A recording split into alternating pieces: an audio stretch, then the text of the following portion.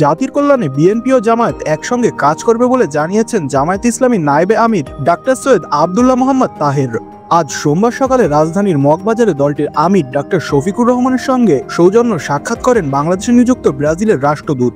সাক্ষাৎ শেষে আয়োজিত সংবাদ সম্মেলনে জামায়াতের নায়েবে আমির একথা বলেন।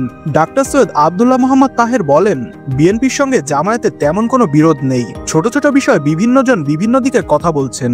বিএনপির নজরুল ইসলাম খান সরাসরি বলেছেন, বিএনপির সঙ্গে জামায়াতের কোনো বিরোধ নেই। জামায়াত ইসলামীও বিএনপির সঙ্গে কোনো বিরোধ অনুভব করে না। তাই জামায়াত ও বিএনপি জাতির কল্যাণে একসঙ্গে কাজ করবে।